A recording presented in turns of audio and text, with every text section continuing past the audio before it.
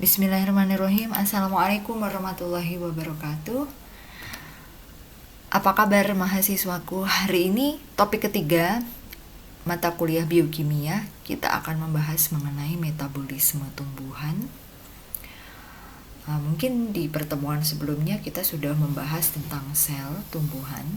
Kali ini kita membahas secara biokemis metabolisme dari tumbuhan.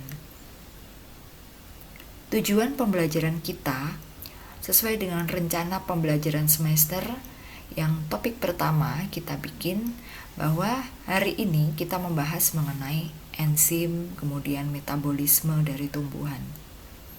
Yang pasti tujuan pertama adalah kita menjelaskan pengertian enzim terlebih dahulu. Yang kedua, kita bisa membedakan antara proses katabolisme dengan anabolisme. Begitu juga proses respirasi aerob dan anaerob. Dan yang terakhir tujuannya adalah menjelaskan pengertian dari fotosintesis. Sebelumnya kita pada part pertama perlu kalian ketahui bahwa materi metabolisme tumbuhan ini kita bagi menjadi beberapa part. Jadi yang pertama itu kita menjelaskan pengertian enzim.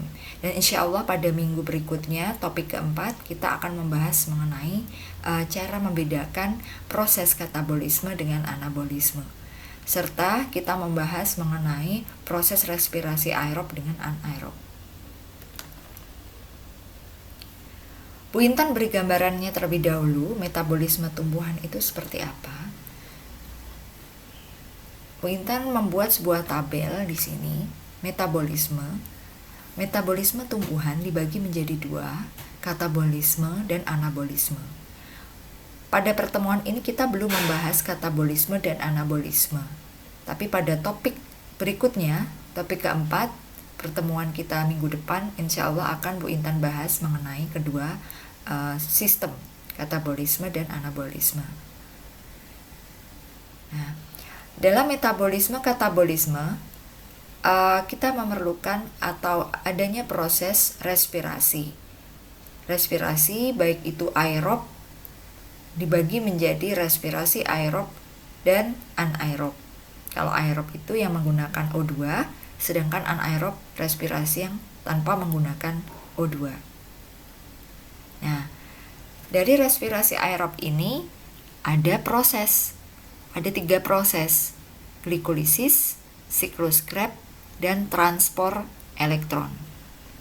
Sedangkan pada respirasi yang anaerob itu ditemukan proses fermentasi. Kita beralih ke anabolisme. Anabolisme hubungannya erat dengan fotosintesis. Ini ada di part ketiga kita. Fotosintesis kita bagi nantinya menjadi reaksi terang dan reaksi gelap. Topik ketiga hari ini kita membahas enzim. Metabolisme pasti memerlukan yang namanya enzim. Enzim dalam metabolisme tumbuhan kita bagi menjadi dua, yaitu apoenzim dan kofaktor. Kofaktor kita bagi lagi dalam sistemnya, yaitu ion anorganik serta koenzim. Protein bertindak sebagai biokatalisator. Dalam metabolisme ternyata protein itu mendasari sebuah mekanisme enzim atau kinerja dari enzim. Protein yang bertindak sebagai biokatalisator ini ya salah satunya masuk ke dalam sistem enzim, dan ada juga enzim itu dipengaruhi oleh faktor-faktor yang nantinya mempengaruhi kerja enzim. Ada suhu, pH, keasaman, aktivator, inhibitor, konsentrasi enzim dan substrat. Sedangkan komponen dari enzim kita bagi jadi dua, yaitu apoenzim dan kofaktor. Yang tadi di awal Bu Intan sebutkan, kofaktor kita bagi lagi menjadi ion anorganik dan koenzim. Bu Intan, gimana cara kerja enzim? Cara kerja enzim itu meningkatkan kecepatan reaksi. Jadi dia itu selalu improve kecepatan reaksi dengan cara menurunkan energi aktivasinya. Jadi kalau dia ingin cepat dalam reaksi, dia akan menurunkan energi aktivasinya. Energi aktivasi merupakan energi yang diperlukan untuk bereaksi. Ada dua teori yang harus kalian pahami nantinya, yaitu satu gembok dan kunci, ya, teori gembok dan kunci, dan yang kedua adalah teori kecocokan yang terinduksi. Kedua teori ini akan kita bahas pada pertemuan hari ini, dan Bu Intan sudah gambarkan konsep dari teori gembok dan kunci dan juga kecocokan yang terinduksi. Sifat-sifat enzim. Enzim itu protein. Jadi memang penyusun dasarnya enzim merupakan protein. Dia bekerja spesifik. Kalau enzim itu ada bekerja sebagai A, dia akan terus menjadi A secara spesifik. Fungsinya adalah mengkatalis. Diperlukan dalam jumlah yang sedikit. Jadi enzim itu tidak diperlukan dalam jumlah yang besar, tapi mikro atau sedikit. Bekerjanya secara bolak-balik. Jadi kalau sudah melakukan A, B, C, dia kembali lagi C, B, A. Nah, begitu seterusnya, dia bekerja secara bolak-balik dan dipengaruhi oleh faktor lingkungan.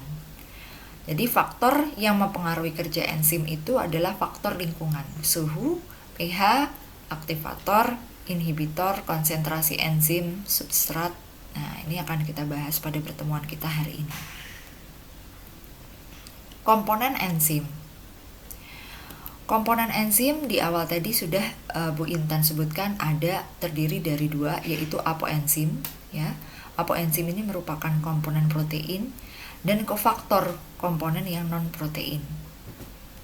Kalau apoenzim ini bagian enzim yang tersusun dari protein, sifatnya termolabil. Termolabil itu adalah dia sifatnya dipengaruhi oleh termo, dari suhu. Kalau suhunya ini berubah atau mengalami ekstrim, dia akan bersifat labil, akan berubah. Berbeda dengan kofaktor, kalau kofaktor bagian enzimnya tersusun dari yang non-protein. Sebenarnya sama-sama sifatnya termostabil.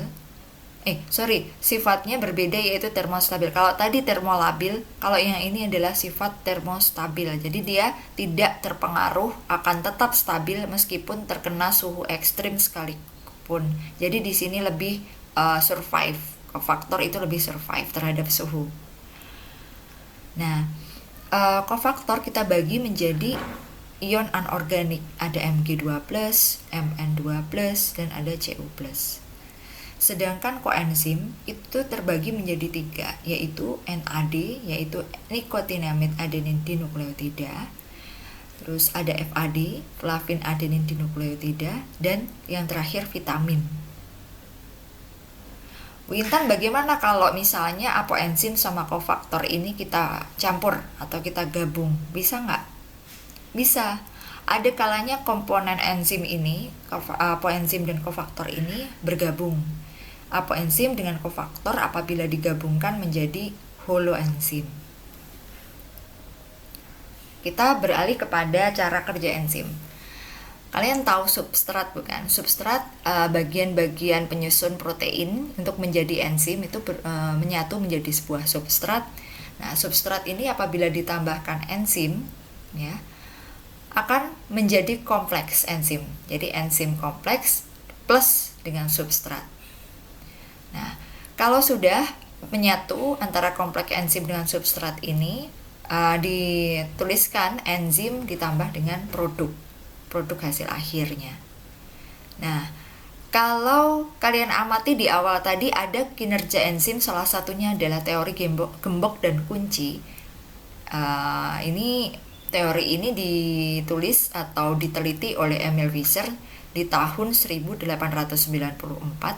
Jadi bagian enzim merupakan sisi aktif. Nah, dia bergabung dengan substrat itu menyamakan bentuknya seperti gembok dengan kunci. Yang nantinya akan saat dia menjadi kompleks, dia akan menyatu dengan bentuk yang sesuai. Jadi menyetarakan bentuk enzim. Substrat ini akan menyetarakan bentuk enzim. Kalau sudah menjadi produk